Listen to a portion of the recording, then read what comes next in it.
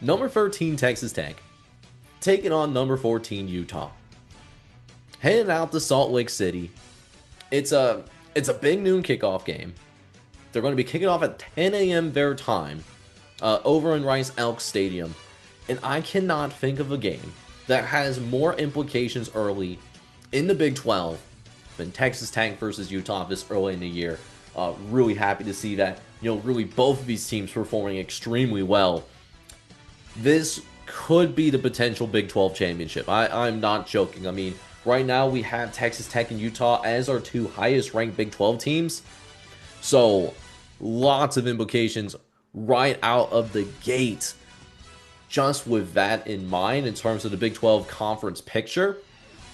And both teams are rolling. I mean, Texas Tech, listen, they haven't played anybody, right? You have Arkansas Pine Bluff, which is a team that still is looking for its first Division I win of the year. They beat them by 60.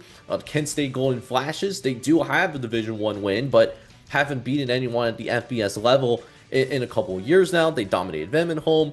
And then most recently, they had a 45-14 win against Oregon State. Oregon State's still searching for their first win of the season, period. And so these are not high quality opponents by any means. But what I will say is that even though these are high quality opponents, Texas Tech, to their credit, has dominated these teams.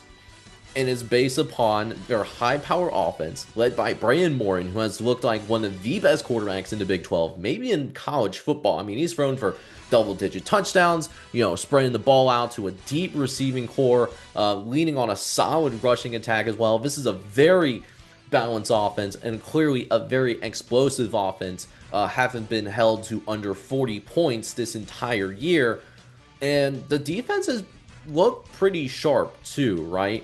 Again, we haven't seen them play against high-level competition yet, but the defense has looked extremely tough. They've been aggressive, they've been generating pressure consistently, and they've also done a really good job of limiting big plays. And usually when you're an aggressive defense, that usually makes you a little bit vulnerable to allowing explosive plays, and that hasn't happened yet with Texas Tech. But clearly, this Texas Tech is also going to have their biggest test of the year. First and foremost, they're going on the road for the very first time this year.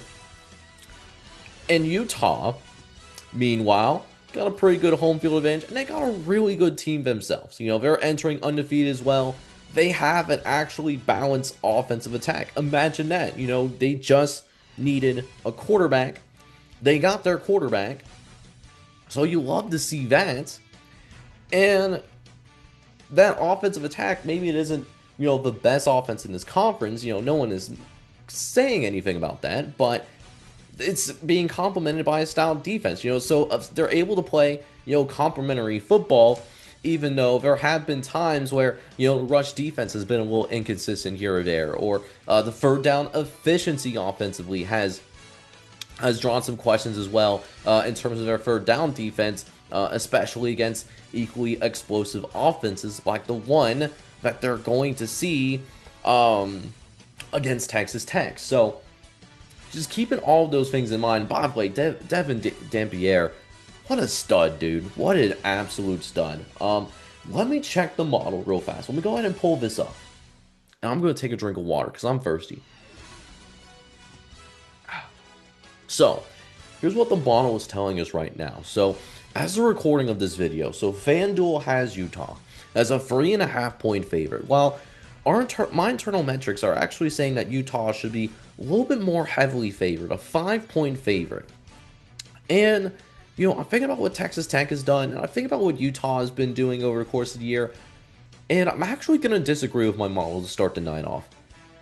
Even though both teams haven't really played anybody substantial yet, when thinking things through the back burner, I think Utah has shown at least slightly more signs of vulnerability than Texas Tech has had this year. Really thinking about to Utah's last game against Wyoming, for example. I mean, they were able to win comfortably, but it was a really close game at the half for them, and they weren't able to pull away until deep in the second half. Wyoming could be a solid team in the Mountain West, But Wyoming was a team that didn't have very high expectations going into this season. So I think about that game for Utah where they've had slightly more signs of vulnerability than Texas Tech has, where, they haven't really shown any weaknesses yet. They may have some questions in terms of how much can they replicate from their first 3 games against their first legitimate defense of the year. But at this time, I just feel a little bit more confident about Texas Tech right now than Utah. Again, two very good teams that are going to have a lot of say in terms of how the Big 12 shapes out this year. I think that's been made evident in how the first quarter of the year has gone. But I look at this game and I think with how Texas Tech has kind of checked more boxes, so to speak, than what Utah has checked so far this year. And so I'm looking at this Texas Tech team. I don't think they just go ahead and cover. I actually think they can go on the road and outright win this thing as a road underdog. I think it's going to be a highly competitive game. I think there's a lot of shootout potential that's here in our midst. But I think Texas Tech does win this one, 34-30. I think it's going to be the final score, and what I truly think is going to be an epic display of offense here to start our college football Saturday. One that we cannot ask for a better start, that's for sure.